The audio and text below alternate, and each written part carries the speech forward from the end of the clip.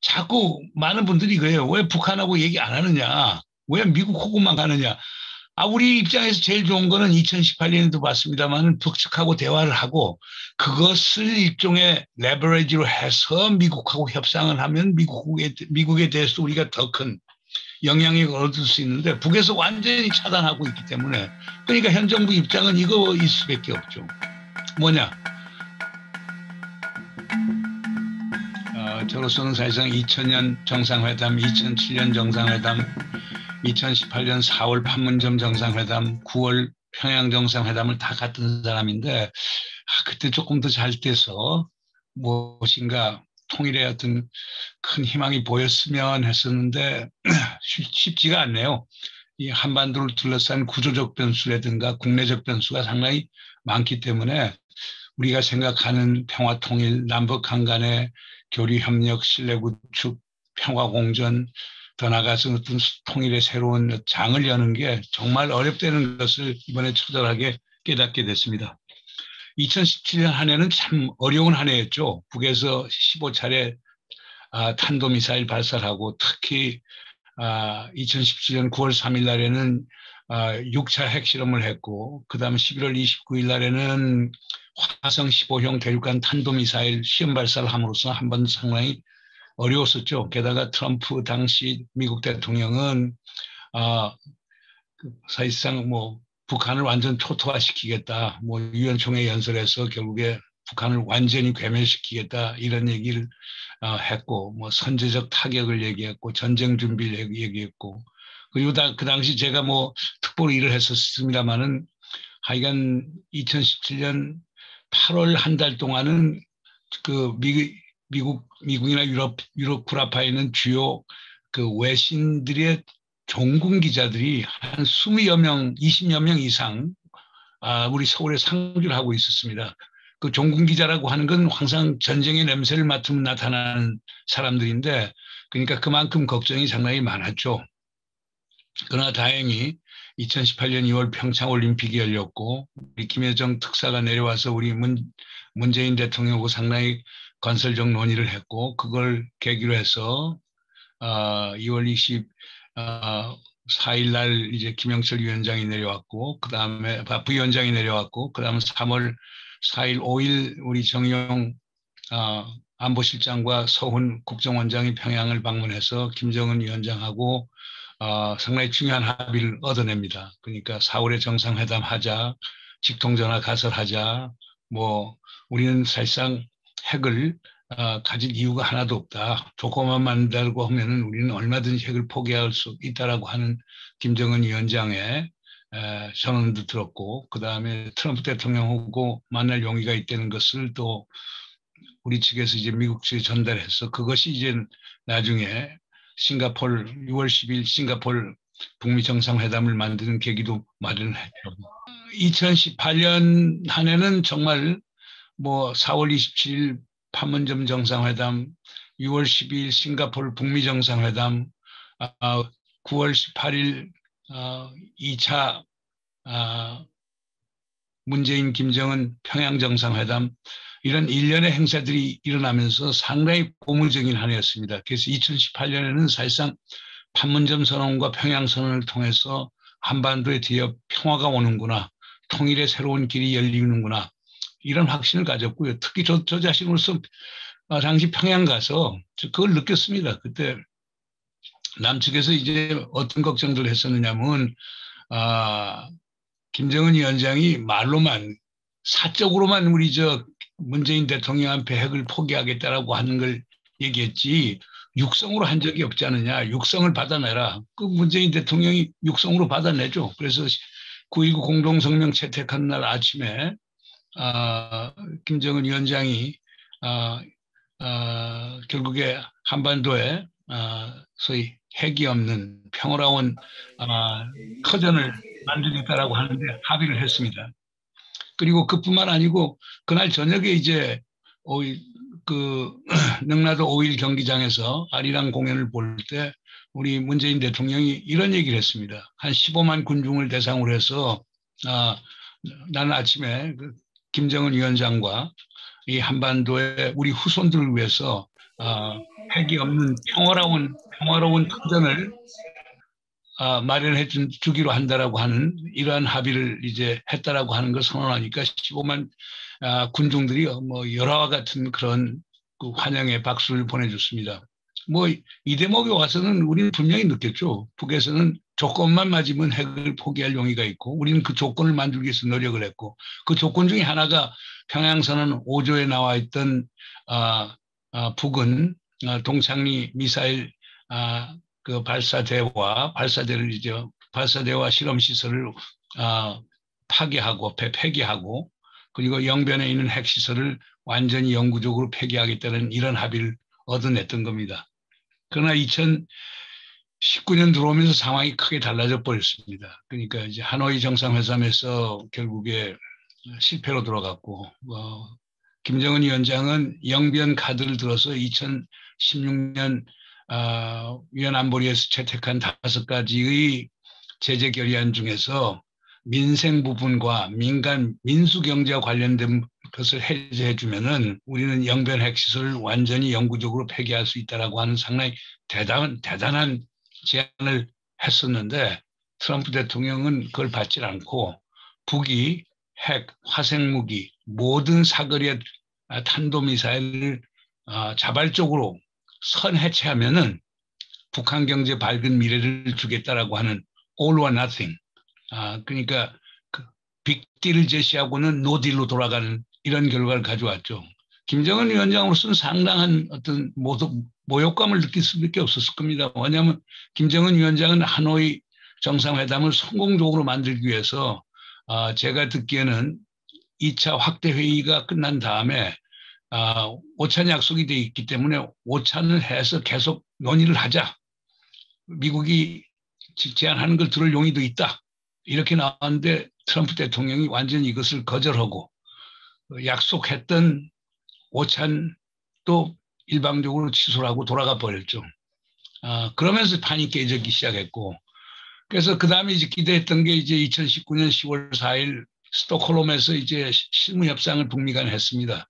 그때 미국에서는 기대를 하고 이제 스티브 비건이 갔지만은 그러나 이제 김영철 북측 대표는 회의가 끝난 다음 와서 아주 분명한 입장을 밝혔죠. 그러니까 우리 북한의 소위 생존을 위협하고 우리 인민들의 발전권을 저해하는 적대시 정책을 해소하지 않은 한 우리는 대화에 나오지 않겠다. 그리고 그 발언은 지금까지도 지켜지고 있습니다. 그래서 2019년 이후에 엄청난 이제 그 교착 상태에 빠져 있고 그리고 2020년 들어와서는 북의 의도가 이제 보다 명시적으로 나타났죠.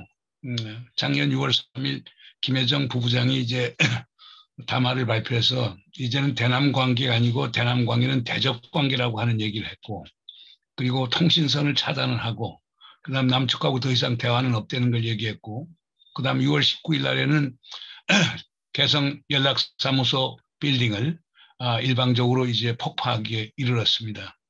그 외에는 뭐 우리랑 전혀 얘기도 없고 게다가 이제 코로나 사태가 벌어지고 그러면서 북에서는 우리하고 완전히 모든 것을 차단을 했죠. 뭐 지금은 뭐 우리 통일부에서 갖는 남북한 통신 채널도 차단이 됐고 정상 간 채널도 차단이 됐고 아마 제가 알기에는 우리 내곡동에서 갖고 있는 통일전선부하고 갖고 있었던 통신 채널도 제가 완전히 작동이 되지 않는 걸로 알고 있습니다.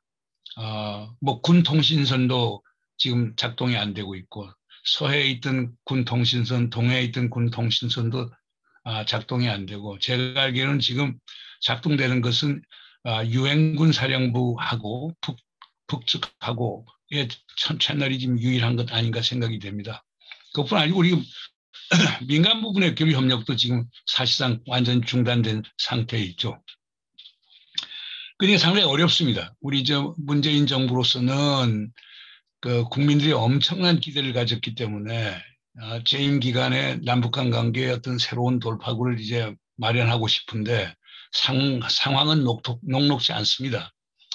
북은 북대로 우리에 대한 어떻게 보면 배신감이죠. 실망감과 배신감을 많이 갖고 있기 때문에 선뜻 나서지 못하고 있고, 반면에 미국은 새 정부가 들어서서 이제 정책을 이제 조율하려고 하니까 현재 어려움이 있고, 이게 현재의 상황입니다. 그러면 자, 바이든 행정부가 들어왔다. 무엇이 달라질 건가? 우선 바이든 행정부의 외교 정책의 기조는 이런 것 같습니다. 트럼프 대통령이 있을 때는 아메리카 퍼스트인데 지금 바이든 대통령은 세계와 더불어 미국의 리더십을 행사하겠다라고 하는 점에 좀 차이가 있고요.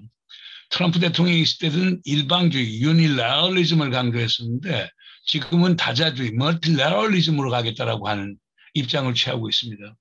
세 번째로는 트럼프 대통령은 모든 것을 거래주의적 시각, 트랜잭셔널한 시각에서 봤어요. 가령 주한미군 있다, 미국이 한국의 안보를 지켜주고 있기 때문에 방위비 더 많이 내라. 모든 것을 거래적인 시각에서 봤었는데 지금 바이든 행정부에서는 그거 안 하겠다. 동맹은 경제적 거래 이상의 것이기 때문에 동맹을 더 소중히 하겠다라고 하는 것도 큰 차이점이 있는 것 같고요. 그 다음에 이제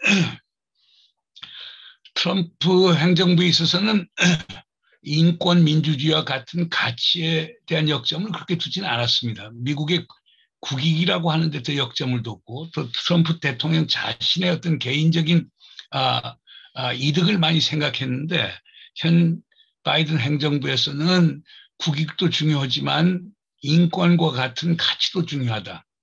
이것도 좀 차이점이 있는 것 같습니다. 마지막으로 뭐 같으면서도 다르면서도 같은 게 결국에 뭐냐. 우리가 지금 바이든 행정부의 외교 정책을 얘기할 때 흔히 주목을 못하는 건데 지금 바이든 행정부가 제일 역점을 두는 것은 미들 클래스, 중산층을 위한 외교 정책이라고 하는 것입니다. 이건 2016년 힐러리 클린턴이 트럼프에게 패배한 가장 큰 이유가 미국의 중산층의 지지를 받지 못했다라고 하는 데서 착안한 건데 바이든 행정부는 앞으로는 대외 정책을 펴는데 미국의 중산층에 도움이 되는 정책을 펴겠다는 게 기본적인 시각입니다. 그럼 우리가 제일 관심을 갖는 것은 결국 자, 북한 문제 어떻게 다룰 것인가? 이 문제 아닙니까? 제가 알기에는 지금 바이든 행정부 내에는 세 가지의 경합 시각이 있다고 알고 있습니다. 첫 번째 시각은 강경파 시각이죠. 강경파 시각이라고 하는 것은 기본적으로 북한은 핵을 포기하지 않을 것이다. 북한이 핵을 갖는 이유는 정권 안보를 하기 위해서 갖는 것이고 남조선 적화 통일전선 전략을 위해서 갖고 있는 것이고 세 번째로 가는 것은 이 동북아 지역에 있어서 강대국으로 자리를 잡기 위해서 북한이 핵을 갖고 있다. 이런 식으로 생각하는 거거든요. 그러니까 북한 정권이 있는 한 핵을 포기하지 않으니까 결국 북한 정권에게 압박을 가해야 된다. 그러니까 이 사람들 주장은 기본적으로 북한이 핵무기를 선해체, 먼저 해체하지 않으면은 어떤 의미 있는 대화도 할 수 없다는 주장입니다. 그럼 북한이 결국 선해체하려고 하기 위해서는 뭐냐면 대화와 설득은 작동하지 않을 것이고 군사적인 압박과 경제적인 압박만이 유일한 카드다. 그래서 최대한의 압박, maximum pressure를 통해서 북한에게 압박을 가하면은 북한이 either surrender or collapse, 항복을 하거나 북한이 붕괴할 것이다. 그래서 북한에게 조금도 양보의 기색을 보여서는 안 된다라고 하는 시각이 하나 있습니다. 두 번째 시각은 좀 다릅니다. 북하고 오랫동안 협상을 했던 윌리엄 페리 전 국방장관이라든가 로버트 갈루치 전 국무부 차관보라든가 이렇게 북측하고 오랫동안 협상을 했던 분들은 이런 얘기를 합니다. 자, let's face reality. 현실을 보자. 북이 사실상 거의 핵무장력을 완전히 갖춘 거와 다름이 없는데 그런 국가 보고 선해체하라고 하면 북이 듣겠느냐. 그건 아니다. 그러니까 우리가 해야 될 것은 지금 당장 급한 것은 북이 핵무장력을 계속 강화시켜 나가고 있으니까 그것을 우선 중단시키고 그리고 대화 협상을 통해서 그것을 감축시키고 그리고 오랜 시간을 두고 해체해 나가는 게 훨씬 바람직하다. 그러기 위해서는 뭐가 필요하느냐? 점진적 접근이 필요하고 단계적 접근이 필요하고 행동 대 행동 원칙에 의해서 동시 교환을 해야 되고 그러기 위해서는 제재라고 하는 것을 목적 그 자체로 삼지 말고 북의 행태 변화를 위한 수단으로서의 제재를 활용해야 된다. 그러면 제재를 풀 때는 풀어서 북이 양보를 얻어내고 거기에서 신뢰를 구축해서 그래서 더 큰 목표를 향해 나가는 것이 바람직한 북핵 협상이라고 하는 주장인데 이것은 한국 정부의 시각하고 상당히 유사합니다. 그런데 세 번째 시각이 또 있습니다. 세 번째 시각은 지금 바이든 행정부의 주요 요직을 차지하는 사람들이 갖고 있는 시각인 것 같습니다. 가령 토니 블랭큰 국무장관이라든가 제이크 설리반 안보실장 이런 사람들 어쩌면은 바이든 대통령도 그 시각에 속할는지 모릅니다. 이분들이 제일 관심을 갖는 것은 지금 북한 사태를 안정적으로 관리하는 게 중요하다. 스테이블 매니지먼트가 중요하다. 스테이블 매니지먼트를 하기 위해서는 북이 우선 기본적으로 군사적으로 공세적으로 나오지 않기 위해서 또는 그것을 준비하기 위해서 우리는 억지력이 필요하고 디터런스가 필요하고 디터런스를 위해서 필요한 것은 아주 긴밀한 한미동맹 공조와 한미 3국 공조가 필요하다는 그런 시각이죠. 그러면서 한편에서는 북에 대해서 압박도 가하지만 궁극적으로는 대화를 통해서 외교적으로 풀자라고 하는 시각이 세 번째 시각입니다. 그러니까 이 경우에는 이 안정적 관리 시각은 어떻게 보면 잘못되면은 오바마 행정부 때의 전략적 인내, strategic patience로 갈 가능성이 있고, 그 다음에 좀 잘 되면은, 그러면은 어떻게 보면 트럼프 시기와 비슷한 북미 대화가 이루어질 수 있는 것 아니냐라고 하는 이런 얘기가 나오고 있죠. 그런데 이제, 이 안정적 관리 학파는 상당히 컨디셔널한 것 같아요. 북이 어떻게 나오는가, 한국 정부가 어떻게 압박을 주는가, 또 일본 정부가 어떻게 로비를 하느냐에 따라서 달라질 수 있는 가변적 시각이라고 볼 수가 있는 것 같습니다. 네 번째 시각은 기본적으로 북은 핵을 포기 안 할 것이다. 그렇다라고 하면은 우리가 실질적으로 얻을 수 있는 그런 정책 목표를 추구하자. 인권을 중심으로 놓자. 인권을 제일 앞에다 놓자라고 하는 시각도 있습니다.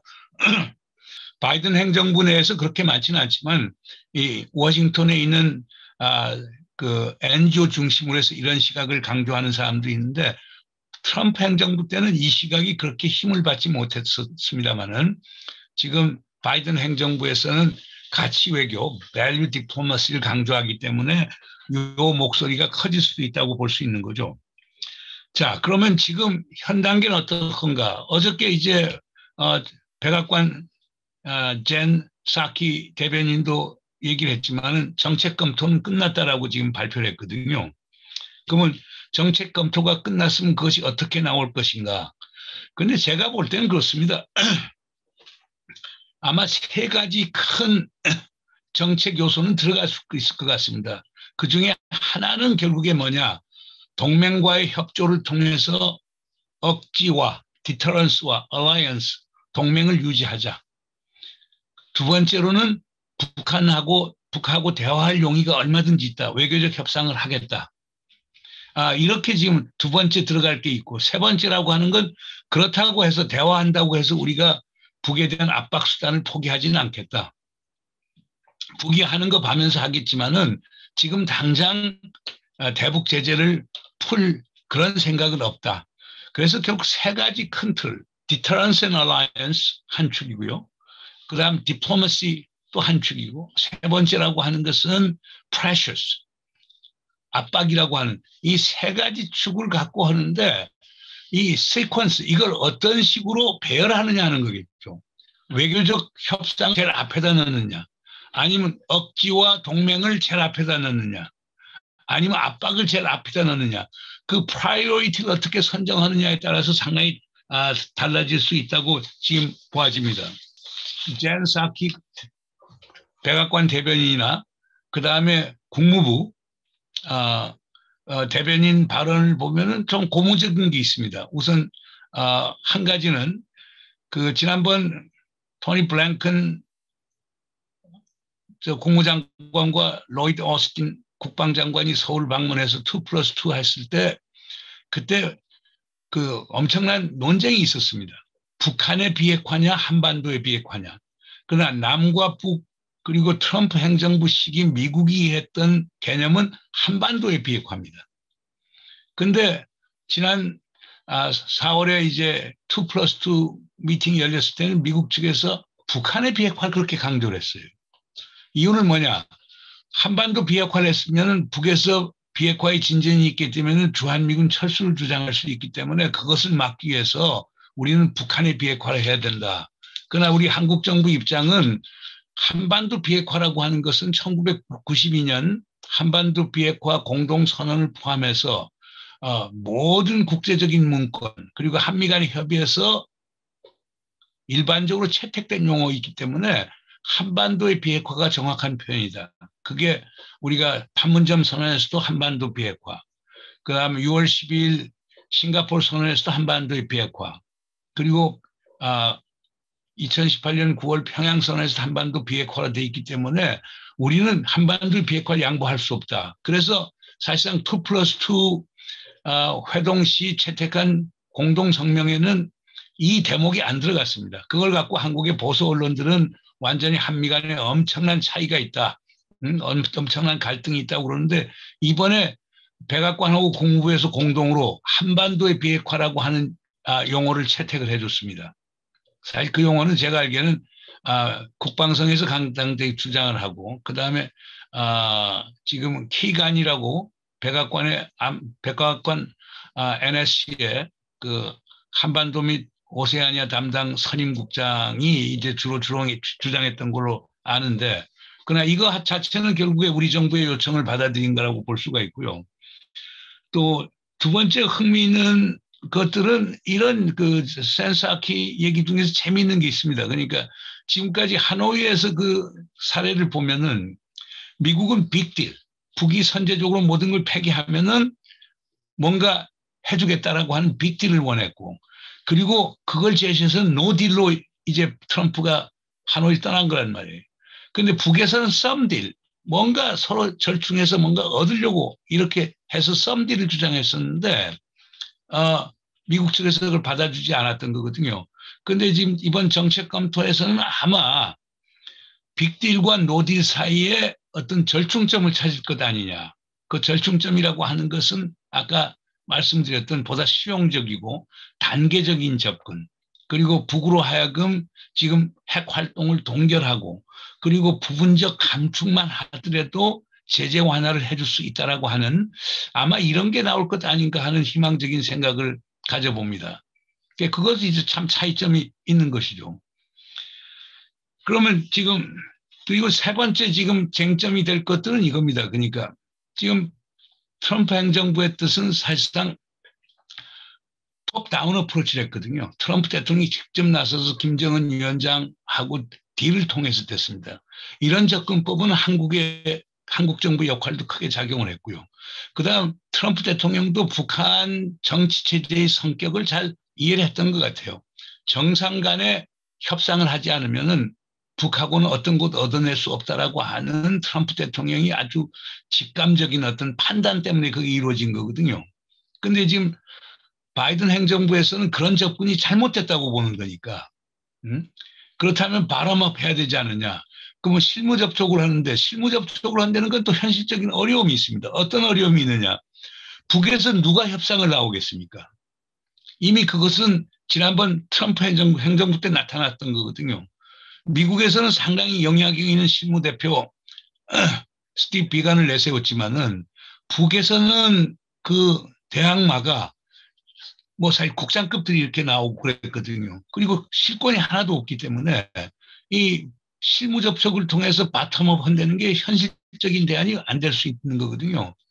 그래서 지금 우리 정부는 어떻든 간에 정상 간 대화가 안 되면은 기본적으로 절충을 해서라도 가령 옛날 1999년에 윌리엄 페리 전 국방장관을 대북 특사로 임명했던 것처럼 고위급 특히 바이든 대통령하고 수시로 만나서 심지어 전화 통화를 할 수 있는 이런 영향력 있는 인사를 하나의 특사로 한다라고 하면 그러면 김정은 위원장이 안 만나줄 이유가 없으니까 그게 바람직한 것 아니냐 하는데 그것도 이제 아마 논의 중에 있는 것 같습니다.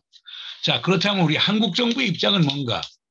사실 이번에 정책검 policy review가 이렇게 나온 데는 우리 서훈 실장이 지난 4월 초에 애나폴리스 가서 제이크 설리반 안보보좌관하고 그 아주 밀도 있는 대화를 나눴는데 아마 이 영향도 상당히 큰 것 같습니다. 그러나 우리 정부 입장은 기본적으로 그렇습니다. 북미 대화를 가급적 조속히 했으면 좋겠다.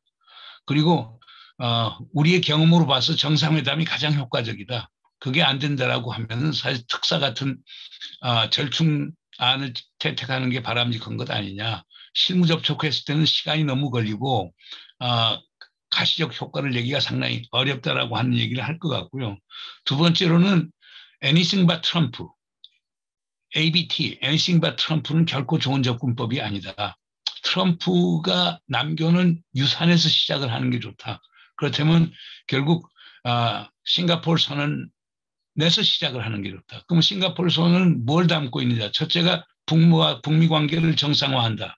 두 번째가 한반도의 항구적인 평화 체제를 만드는 데 노력한다. 세 번째가 한반도의 완전한 비핵화를 위해서 노력한다. 이 세 가지인데 이것을 기본 전제로 수용을 해야만 북측하고 대화가 가능할 것이라는 걸 강조를 했고요. 그다음에 또 우리 정부 입장이 그렇습니다. 하노이에서 김정은 위원장이 제시한 영변 카드가 사실상 그게 사소한 카드가 아니다.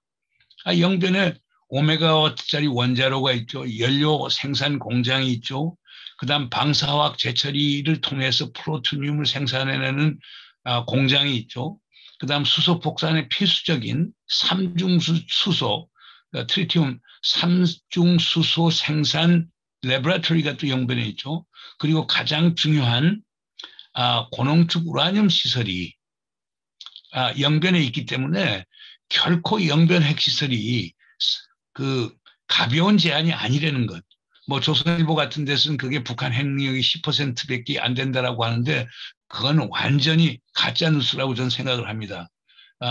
로스알라모스 연구소 소장을 12년 지낸 직프리드 해커 박사 같은 사람, 그분이 유일하게 영변 핵시설에 갔다 온 사람이고 그것도 4번씩이나 갔었고, 그리고 고농축 우라늄 시설이 있는 걸 확인한 것도 해커 박사인데, 해커 박사는 최소한 영변 시설이 북한 핵 능력의 60에서 70%가 되는 걸로 보고 있는 거거든요. 아니 그 이상 바랄 게 뭐 있습니까? 그거 해서 북한 제재 풀어주고 북미 관계 개선을 하고 그다음 한반도의 평화 체제의 새로운 어떤 그 진전을 가져온다라고 하면은 뭐 그 이상 제 바랄 게 없다고 생각이 되는데 전 트럼프 대통령이 왜 그걸 턴다운 했는지 모르겠어요. 물론 이제 그 존 볼튼이 쓴 책 그 메모아에서 보면은 존 볼튼이 결국에 그 판을 깬 장본인이었던데요. 정말 아쉬운 그 정말 놓치기 아까운 북측 제안을 사실상 내던져 버린 것이기 때문에 저는 그 하노이 제안, 김정은 위원장의 하노이 제안을 상당히 유의 깊게 바이든 행정부도 봐야 된다고 봅니다. 이건 정부의 시각이기도 하고 제 개인적인 시각이기도 합니다. 왜냐하면 거기다가 더 할 수가 있거든요. 그다음에 그러면 소위 은닉된 뭐 고농축 우라늄 시설 한두 개, 그럼 그거 갖고 얘기를 할 수가 있겠죠. 그러나 트럼프 행정부 했던 것을 완전히 무시한다라고 했을 때 북미 협상의 가능성은 상당히 적어지지 않을 건가. 그래서 하여간 그렇습니다. 지금 문재인 정부가 원하는 것은 결국에 보다 실용적이고 프래그마틱하고 그다음에 인크리멘탈, 점진적이고 플렉시블, 유연한 대북 정책을 펴야만이 뭔가 얻을 수 있다고 하는 메시지를 계속 바이든 행정부에 전하고 있습니다. 그러나 이렇다고 잘 되는 것인가? 뭐 거기에 대한 뭐 회의감도 상당히 우선 많습니다. 그러니까 결국 뭐 문재인 대통령이 지금 어렵죠. 그러니까 자꾸 많은 분들이 그래요. 왜 북한하고 얘기 안 하느냐? 왜 미국 호구만 가느냐? 우리 입장에서 제일 좋은 거는 2018년에도 봤습니다만 북측하고 대화를 하고 그것을 일종의 레버리지로 해서 미국하고 협상을 하면 미국에 대해서 우리가 더 큰 영향력을 얻을 수 있는데 북에서 완전히 차단하고 있기 때문에 그러니까 현 정부 입장은 이거일 수밖에 없죠. 뭐냐? 미국하고 관계를 돈독해서 북에다가 우리가 미국의 영향력을 행사할 수 있다는 걸 보여줌으로써 남북 대화를 여는 이 방법밖에 없으니까 우리 같은 사람 입장에서 보면 답답하긴 한 건데 북에서 안 나오니까 그럴 수밖에 없는 거죠. 그리고 이제 제가 쭉 이제 문재인 대통령 지켜본 바로는 문재인 대통령 뭐 누구든 대통령이 되면 그럴 거예요. 그러니까 일종의 미니맥스 전략을 하는 것 같아요. 그러니까 이제 리스크를 위험을 최소화시키고 그 안에서 이득을 극대화시키자라고 하는 minimize risk, maximize benefit이라고 하는 것을 그런 전략을 펴는 것 같은데 그건 아마 2017년이 준 교훈이 아닌가 생각이 됩니다. 그러니까 어떻든 간에 남북간 관계 불안한 상태에서 전쟁을 방지하는 게 평화를 만드는 것보다 더 중요하다는 인식이 상당히 강한 것 같아요. 그러려고 하면 결국에 한미동맹이 필요한 거고 한미동맹을 강조하다 보면 남북관계는 또 사실상 마찰이 생길 수밖에 없는 건데 아마 이 딜레마에서 아직 벗어나지 못한 것 아닌가 생각이 됩니다. 그러니까 결론적으로 말씀을 드리면 그렇습니다. 그 미국 편에 서야 하는가? 뭐 우리가 꼭 서고 싶어서라기보다는 북이 전향적으로 나와버리면 꼭 그러지 않아도 되겠죠. 근데 남북 관계에 막히면은 우리 입장에서는 미국하고 같이 갈 수밖에 없다는 엄연한 현실을 부인하기가 어렵다는 걸 강조하고 싶습니다. 한미일 동맹에서 답을 찾아야 하는가? 우선 한일은 동맹이 아닙니다. 한미일을 얘기할 때는 공조를 얘기합니다. 물론 미국 같은 데서 한미일 삼국 동맹을 원하는 분들이 많죠. 한국에서도 보수적인 분들은 동맹을 원하는 분들이 많은데 우리가 그걸 할 수가 없죠. 우리가 일본하고 동맹을 맺으면은 일본이 평화헌법 9조 2항을 개헌하는 명분을 주는 것이기 때문에 우리 대한민국 국민이 전부 다 찬성하지 않을 겁니다. 그러니까 일본하고의 동맹이라는 것은 평화헌법이 존속하는 한은 불가능하다고 저는 봅니다. 그렇기 때문에 한미일 삼국 공조인데 남북 관계가 악화가 되고 북하고 우리 관계가 정말 적대적 관계가 되면은 그러면 한미일 삼국 공조할 수밖에 없겠죠.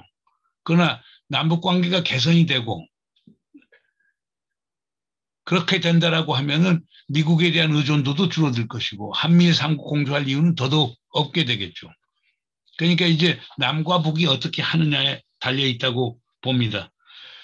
그래서 결론적으로 상황 상당히 어렵습니다만은 그리고 현 정부는 남은 임기 1년 동안에 뭔가 새로운 돌파구를 마련해서 국민 여러분, 특히 우리 6.15 실천위원회에 대한 화답을 해드려야 되는데 녹록진 않다고 봅니다. 다행히 바이든 행정부에서 아직 정책 검토가 나오진 않았습니다만은 백악관 대변인과 국무부 대변인 발언으로 봐서는 우리 정부가 얘기하는 것을 상당히 신중히 받아들이고 있다라고 하는 걸 느낄 수 있었습니다. 그것은 뭐냐? 지금 한국에 있는 보수 언론들이 얘기하는 것과는 상당히 다른 보수 언론들은 다 바이든 행정부가 상당히 강하게 나갈 거라고 얘기를 하는데 제가 어저께 읽은 것들 그리고 여러 경로를 통해서 탐문한 바에 의하면은 아마 우리 정부 측 요구를 많이 수용할 것 아닌가. 그러나 문제는 북이 그것을 받을 것인가라고 하는 건 또 별개의 문제입니다. 북은 미국에 대한 사실상 신뢰가 없기 때문에 북에서 그걸 받을지에 대해서는 저는 확신할 수 없습니다. 그리고 북이 받지 못하면은 아무리 미국이 우리 문재인 정부의 제안을 받아들인다고 하더라도 큰 의미는 없겠죠. 그런 점에서 현실적으로 지금 어렵다는 말씀을 드리면서 이상 마치도록 하겠습니다. 감사합니다. 현재 점점 고조되고 있는 미국과 중국의 경쟁 구도 속에서 북한을 중국 영향권에서 이끌어내서 미국에 가까이 오도록 미국 정부를 설득할 필요가 있지 않을까요? 라는 질문을 주셨어요. 여기에 대한 어떻게 생각하십니까? 저는 100% 동의합니다. 사실상 그 헨리 키신저 박사 같은 분들 포함해서 미국의 진짜 현실주의자들은 사실상 그런 제안을 하죠. 그러니까 왜 북에 대해서 적대시 정책을 하면서 북을 계속 중국으로 밀어내고 있느냐. 차라리 파격적 접촉을 통해서 북을 미국 쪽으로 끌어들이는 게 훨씬 현명한 전략이 아니냐는 얘기가 미국의 보수 진영 쪽에서 나오고 있습니다. 그런데 그런 발상을, 근데 워싱턴 주류는 그런 발상을 못하고, 그 다음에 또 진보 진영 쪽에서는 또 가치 인권의 문제를 들고 나오고, 또 보수 중에서, 극단적 보수들도 또 가치 인권의 문제를 나오면서, 결국에 김정은 체제가 없어야만, 북하고의 관계가 개선될 수 있다라고 주장을 하는데, purely, 그러니까 순수하게 전략적 시각에서 본다라고 하면은 아까 말씀하신 그 전략이 미국의 국익이나 동북아의 안정을 위해서도 도움이 될 수 있는데 그런 발상을 잘 못하는 게 아쉬운 일이라고 생각이 됩니다. 미국이 북한에 대해 뾰족한 묘안이 없는 이유는 평화가 목적이 아니라 북한의 비핵화가 목적이기 때문이라고 생각하시나 봐요, 이분은. 북한의 비핵화가 아닌 평화를 목적으로 확실히 한다면 아주 많은 평화 해결책이 보일 것 같은데요. 남쪽에서 북한의 핵 보유를 인정해야 되지 않느냐라는 질문을 하셨는데요. 네. 인정을 못할 겁니다. 우리가 미국을 어떻게 믿어요? 미국이 언제 나가는지 모르는데 남북 관계 속에서 북은 핵무기 갖고 남은 핵무기 안 갖는다라고 하면은 꼭 남쪽에서 그거 가만히 있겠어요? 그러니까 기본적으로 우리의 목표는 과거 북에서 그렇게 주장해 왔지만 한반도의 비핵화가 상당히 중요해요. 그래서 한반도 더 나아가서는 동북아에 핵무기 없는 세상, 이걸 뉴클리어 웨폰스 프리 존이라고 해서요. 비핵무기 지대화라고 하는 것을 만들어 갖고 꼭 평화 번영을 만들면 되는 거거든요. 그러니까 근데 북의 입장도 사실 그래요. 그러니까 조건이 맞으면 핵을 포기할 수 있다는 걸 분명히 얘기를 했거든요. 문제는 미국에서 그 맞는 조건을 제시하지 않고 자꾸 북측 보고 핵을 폐기하라고 하니까 거기서 생기는 문제죠. 그러나 여기서 중요한 거는 영어로 북의 핵 보유를 recognition, 인정해 주는 것. 파키스탄이나 인도나 이스라엘처럼 인정해 주는 거 하고요. awareness, 북이 핵 능력을 가졌다는 것을 인지하는 거에 차이는 분명히 있다고 봅니다. 그런데 한국 정부나 우리 한국 국민들 입장에서는 북의 핵 보유를 파키스탄처럼 인정해 주는 것은 그건 상당히 어려울 거예요. 그러면 당장 우리도 핵 보유하자라고 그러고 우리가 뭐 핵 보유하려고 하면 상당히 빠른 시간에 핵을 가질 수가 있는 거거든요. 그러니까 우리는 그런 한국의 보수적인 분들의 주장을 소위 봉쇄하면서 북측하고 협상을 하자는 겁니다. 그렇기 때문에 제가 볼 때는 그 옳은 얘기입니다. 그러니까 우리 미국에서는 비핵화만 있고 평화에는 관심이 없지 않느냐라고 하는 것도 나 부분적으로 동의되는데요. 그렇기 때문에 우리 정부가 내놓은 게 그러니까 한반도 비핵화와 항구적인 평화 체제를 동시 병행 추진하자라고 하는 구상을 내거는 거거든요. 중국도 그거 서포트해주고 지금 트럼프 행정부도 그걸 초기에는 그걸 인정을 해줬었죠. 그러다 하노이 이후에 안 된 거니까 저는 그런 점에서 그러니까 북도 만약 그런 식으로 해서 항구적으로 자기들이 영구히 핵을 가져서 자기들이 힘의 우위에 있겠다. 그 생각하면은 남도 같죠. 그러니까 기본적으로 북이 평화, 생존, 그다음 안보, 번영 이걸 담보해주는 조건 하에서 남북이 합쳐서 한반도에 평화가 오게끔 만들고 통일이 오게끔 하면은 핵 필요 없을 거 아닙니까? 저는 핵을 가진 한반도는 저는 스스로의 파멸을 가져온다고 믿는 사람이니까 우리는 하여간 핵무기 없는 한반도, 핵무기 없는 동북아를 위해서 우리는 다 같이 노력해야 된다고 봅니다. 진적 남북 정상이 판문점에서 만나서 우리 민족끼리 종전선언을 전 세계에 선포할 수는 없는 건가요? 교수님? 이건 정말 안 되는 건가요? 이거 너무 순진한 생각인가요? 라고 질문해 주셨어요. 저는 할 수 있다고 봐요. 우리 대통령의 용기와 결단이죠. 방법은 뭐가 있을까요? 방법이 만나서 협의해갖고 결국에 우리는 종전선언으로 간다라고 하는 거고 그다음에 이건 종전선언은 선언적 성격이 강하기 때문에 남북이 할 수도 있죠. 물론 이제 우리 정부 입장에서는 종전선언을 하게 되면 그다음에는 이제 정전협정을 평화협정으로 전환해야 되는 문제가 있기 때문에 그 다음 단계로 그렇다라고 하면 정전협정에 참여하는 법적 당사자 뭐 북하고 미국, 중국 3자가 이제 들어가야 되는 것 아니냐. 그런 점에서 우리가 그 종전선언 자체도 사자의 참여를 얘기하는데요. 저는 뭐 남북 정상이 그렇게 해서 얘기하고 밀고 나가면 되는 거죠. 근데 이제 문제는 국내적 저항도 많고 또 미국 같은 데는 이제 종전선언을 하게 되면은 바로 정전협정의 평화협정으로 전환 문제가 나오고 그러면 유엔군 사령부 해체 문제가 나오고 그렇게 되면 또 주한미군 감축 또는 철수 문제가 나오고 이런 식으로 복잡한 영향을 미칠 수 있기 때문에 미국의 많은 사람들은 종전 선언에 대한 논의 자체를 봉사하려고 그러는데요. 지금 뭐 버니 샌더스도 지지해주고 있고 로 카나원도 지지해주고 있고 브래드 셔만도 지지해주고 있고 그러니까 미국 측에서 서포트해주고 있기 때문에 이런 속에서 북도 전향적으로 나와야 돼요.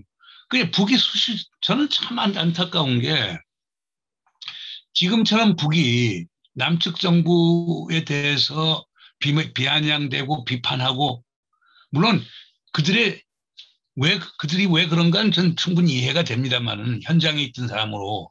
근데 그렇게 하면 아무것도 될 수가 없어요. 오히려 2018년 5월 26일 날 그때 북미 간에 뭐 엄청난 말싸움이 벌어지지 않았어요. 그래서 6월 10일 싱가포르 북미 정상회담 자체가 지금 위기에 봉착하니까 남북 정상이 비밀리에 판문점에서 만나서 그걸 해소해 나갔거든요. 그런 식의 접촉이 필요한데 북에서 완전히 남측에 대해서 그런 식으로 미국의 괴뢰 니들 혹은 얘기 안 해 이런 식으로 나오면 상당히 어려움이 있죠. 그러니까 북측에서도 우리가 처하고 있는 구조적 제약을 잘 이해하면서 우리랑 협력해 나가야 되는데 북은 항상 우리 보고 역지사지로 북의 입장을 이해해달라고 그러면서 정작 북은 남쪽의 입장을 전혀 이해해주지 못하기 때문에 어려움이 있는 겁니다. 그래서 이게 답변이 그려졌는데 저는 두 정상이 마음 먹으면 얼마든지 그건 가능하다고 봅니다. 최근 미국 하원의 톰 렌토스 인권위에서 대북 전단 금지법 관련 청문회를 열어서 북한 인권과 더불어 문재인 정부를 독재 정부로 비판하는 일이 있었습니다. 이는 북미 남북회담과 한반도 평화 프로세스를 방해하는 의도죠, 분명히. 네, 이에 대해서 문재인 정부와 미주 동포들이 어떻게 대처를 해야 된다고 생각하십니까, 교수님? 그 원칙의 문제죠. 대한민국 국회가 미국 의회보다 못합니까? 대한민국 국회 183명이 만장일치로 통과한 법안인데 그 법안을 미 의회가 뭔데 보편적 인권이라고는 이름을 한다고 하더라도 그건 말이 안 되죠. 그러니까 결국에 그, 그 란토스 그 인권위원회 이런 분들이 갖고 있는 개념이라고 하는 건 보편적 인권이라고 하는 보편적 가치라고 하는 명분 하에서 대한민국 국회를 완전히 엉터리로 만드는 그거는 참 수용하기가 어려울 것 같아요. 그리고 표현의 자유도 있지만 접경 지역 주민들의 안전도 중요한 문제고 그거에 대한 또 배려도 또 있어야 되는 거고 그다음에 세 번째 중요한 문제라고 하는 것은 우리 지금 군 당국의 조사에 의하면은 지금 탈북단체에서 보내는 전단들이 반 이상이 전부 다 남으로 되돌아온다고 얘기합니다. 그리고 나머지 거 넘어가는 것도 비무장지대에서 60km 이내에 떨어진다는 거예요. 그러니까 전단 살포 효과가 거의 없다는 겁니다. 그다음 그중에 일부가 뭐 사리온 같은 데 그렇게 해서 60km를 넘어갈 수 있지만 그거는 접수 즉시 바로 사회안전부라든가 보위부 등에 바로 신고한답니다. 그러니까 정보 전파의 효과가 지로인 건데 이런 주장을 하는 거예요. 그래서 이런 구체적인 팩트를 갖고 그분들하고 다룰 필요가 있고 그러니까 기본적으로 이게 모든 게 보편적 가치라는 것도 중요하지만 보편적 가치라고 하는 것은 로컬 컨텍스트에 따라서 재해석될 수밖에 없는 거예요. 그리고 민주주의라고 하는 게 저는 정말 실망한 게 제가 개인적으로 아시는 분이지만 이인호 전 대사라고 하는 양반이 거기 가서 대한민국을 전체주의 국가라고 얘기를 하는데 그 양반은 레닌을 연구한 사람입니다. 소련을 연구한 사람입니다. 스탈린의 전체주의를 공부한 사람입니다. 어떻게 그런 표현들을 쓰는지 난 그 사람들의 국적이 어디인지 저는 이해하기 어려운 것 같습니다. 그런 것에 단호히 나서고 의회에 계신 분들에게 다 재미교포들도 많이 있으니까 그 소속에 있는 국회의원들한테 그 부당성에 대해서 좀 얘기를 해줄 필요가 있습니다. 그러니까 이게 수잔 솔티를 포함해서 일부 인사들이 자기들이 생각하는 보편적 가치라는 목표를 위해서 거기서 다 돈 지원해 주는 거 아닙니까? 이게 탈북단체들한테. 네? 우리 입장에서 보면은 아니 미국에서 자기들의 개인적인 말은 보편적 가치지만 퍼스널 세티스팩션을 위해서 지금 그런 걸 하는 건데 레피테이션 명성을 위해서 하는 건데 그게 한국의 접경 지역 주민들의 안전을 해치고 대한민국의 이미지를 실추시키고 대한민국 국회의 권능을 능욕하는 이건 아니라고 저는 봅니다. 문재인 정부는 스스로 남북 대화에 적극적으로 나서지 않고 북미 대화를 계속 촉구하는 의도는 무엇인지요? 북미 대화가 성과적으로 되어야 남북 대화가 될 수 있다는 사고방식을 갖고 있는지요? 남북 대화를 안 하려고 하는 게 아니고 남북 대화를 하려고 그렇게 노력을 하는데 북에서 나오지 않기 때문에 우리가 할 수 없이 미국으로 갔다는 사실은 분명히 그건 알아두실 필요가 있어요. 우리의 기본 포뮬라는 기본 포맷은 그렇습니다. 남북관계 개선하고 남북한 간에 많은 심층적 협의를 해서 그것을 우리의 협상 카드로 가지고 가서 미국하고 얘기하는 건데 북에서 전혀 나오지 않으니까 역으로 미국하고 관계를 돈독하게 해서 북에다가 우리가 미국에 영향력을 줄 수 있다는 것을 보여줌으로써 남북관계를 또 개선하려고 하는 의도가 지금 차선책으로 나온 거예요. 그러니까 우리가 북하고 얘기 안 하겠다는 게 아니에요. 그다음 두 번째 국가보안법 문제는 그렇습니다. 이건 이미 2000년도에 나온 문제예요.